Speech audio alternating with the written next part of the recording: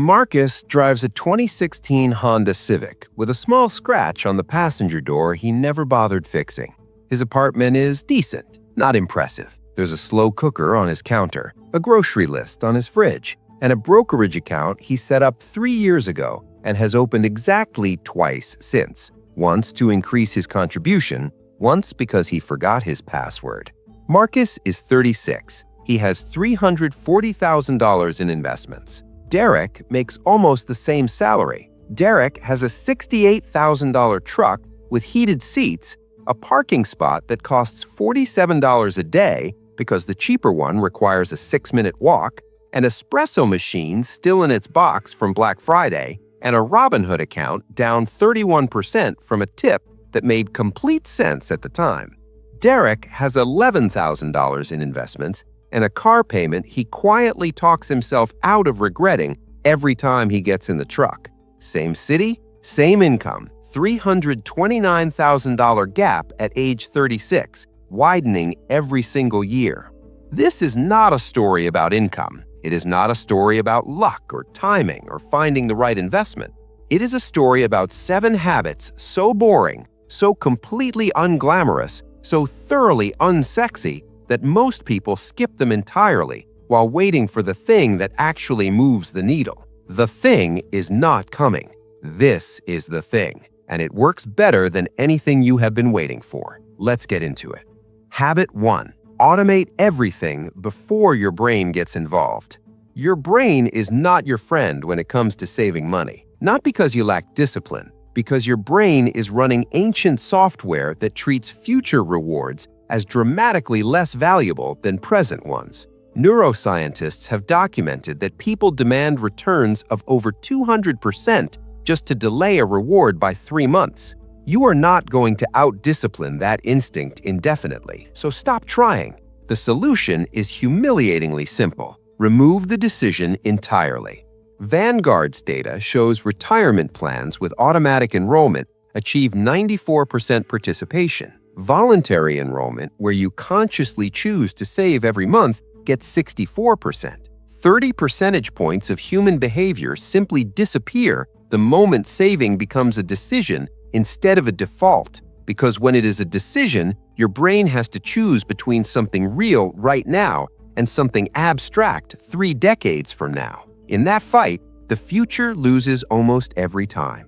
On a $60,000 salary, the difference between auto-enrolling at 12% versus voluntarily contributing 7% is approximately $2,600 annually. Compounded at 10% over 30 years, that difference alone is worth $400,000, not from a better investment, not from a higher salary, from making saving the default instead of the decision.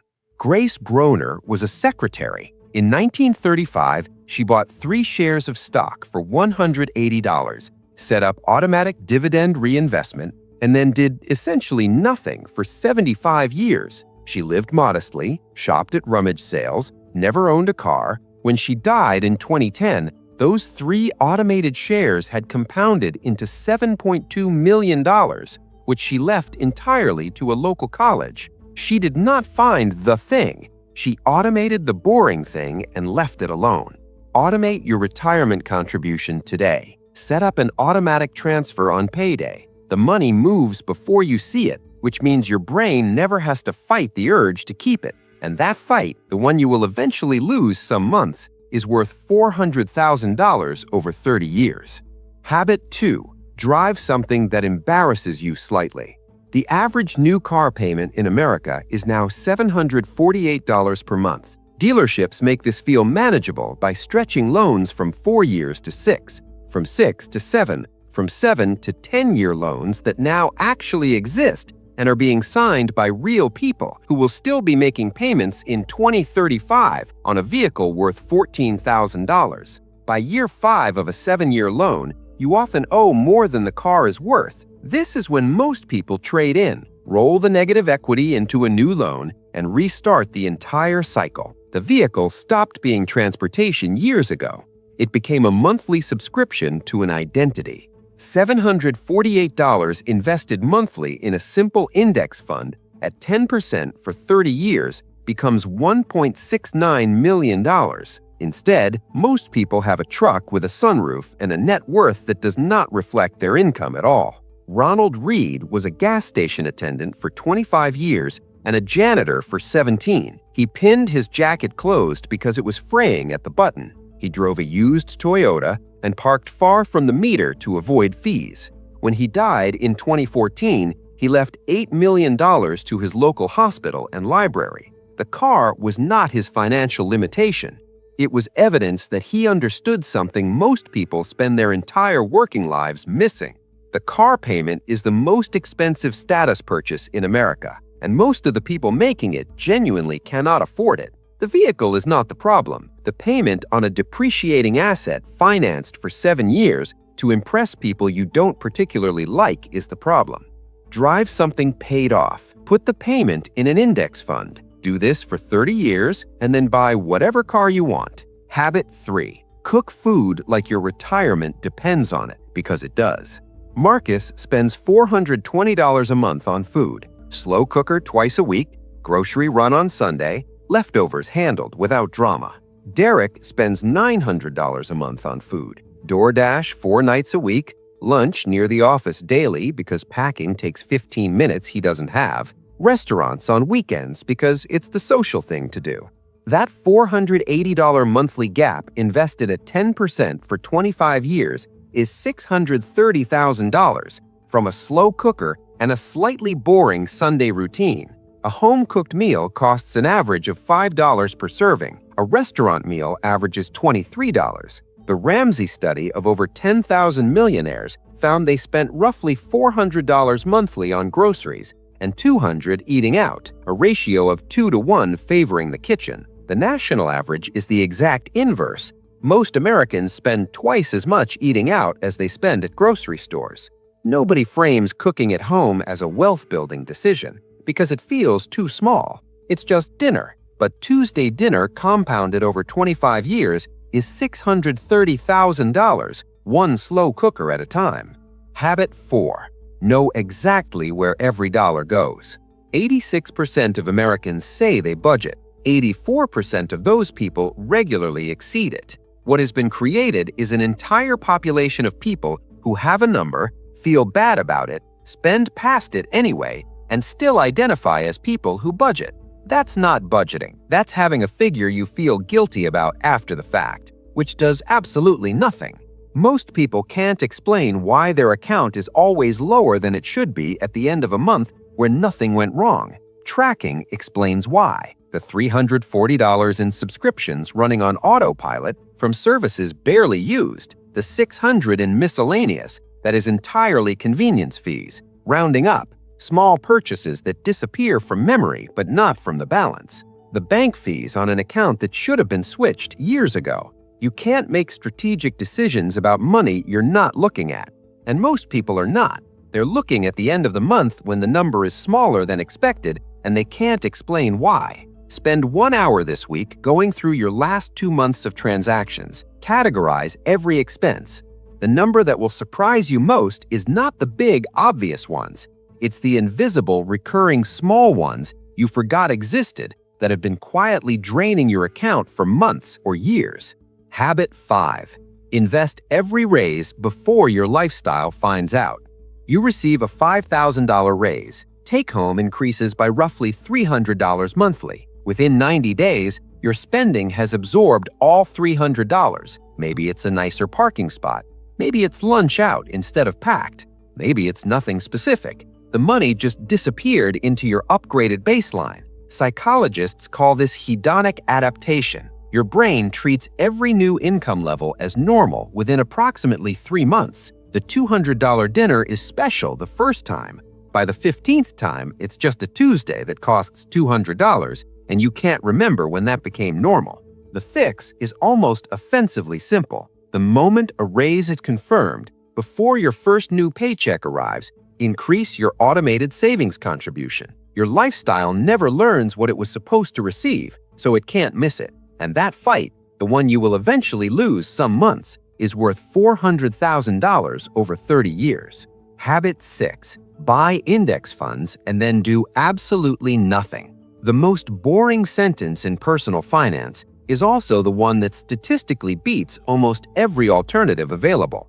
Buy a low-cost S&P 500 index fund, automate contributions, and leave it completely alone. Dalbar's research found the average equity investor earned 16.5% in 2024. The S&P 500 returned 25%. That 8.5-point gap was not caused by bad luck. It was caused by activity, checking too often, moving money when fear arrived, chasing what just performed well, selling when things dropped, all of it driven by the very intelligence and engagement that felt like responsible investing. The S&P scorecard found that after 15 years, there are 0 categories in which the majority of professional active fund managers beat their benchmark. 0. People with research teams, Bloomberg terminals, decades of experience, and complete financial information cannot consistently beat the index you can buy for 3 basis points on your phone.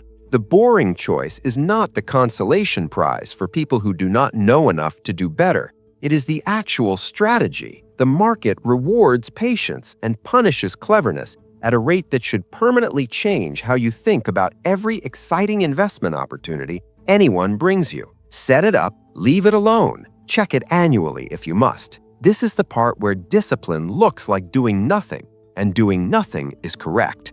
Habit 7. Sleep on every major purchase for 72 hours. The average American spends $3,381 annually on impulse purchases. 68% of those buyers report regretting at least one purchase. They do not remember most of the others. They have already forgotten them. The regret is selective. The spending was not. Purchase desire has a measurable half-life. The emotional urgency of wanting something drops dramatically within 24 to 72 hours. The thing that felt like a need at 11 at night on Tuesday feels entirely optional by Friday morning, and 60 to 70% of items added to wish lists are never actually purchased. Most buying impulses do not survive even mild friction. The 72-hour rule is not willpower, it is a timer. You are not saying no, you are saying check back Friday. Most of the time, Friday arrives and the answer is no without a fight, without internal conflict, without needing to overcome anything. Derek's espresso machine is still in its box. He bought it on an impulse on a Friday night, and it cost $340 and lives in his apartment as a monument to a feeling he had for about 90 minutes. He doesn't even drink espresso with enough frequency to justify a $40 machine. If you had waited 72 hours for every impulse purchase last year and canceled 60% of them, you would have saved over $2,000 annually. Invested at 10% for 25 years, that is over $216,000 from a calendar reminder and 3 days of mild patience. The gap that builds in silence. Marcus, at 36, has $340,000 invested, a paid-off car, a slow cooker, and a savings rate he automated years ago and rarely thinks about.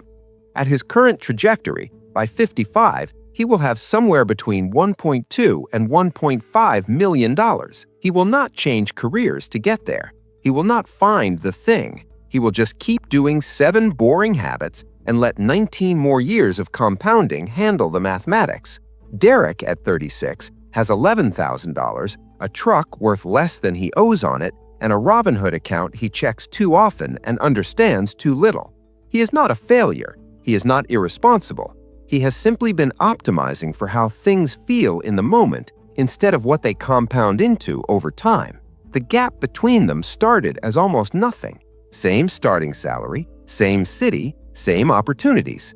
It is now $329,000 and growing every single year through no dramatic decision on either side. Just the daily math of 7 boring habits running uninterrupted versus 7 exciting alternatives that each made complete sense at the time. The median retirement savings for Americans aged 55 to 64 is $185,000 against a perceived need of $1.26 million. That is not a retirement. That is a runway, 2 years, maybe 3, before the math stops working.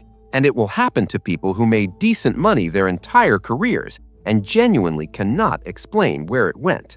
Grace Groner did this with $180. Ronald Reed did this on a janitor's salary with a safety pin holding his jacket together. Neither of them found the thing.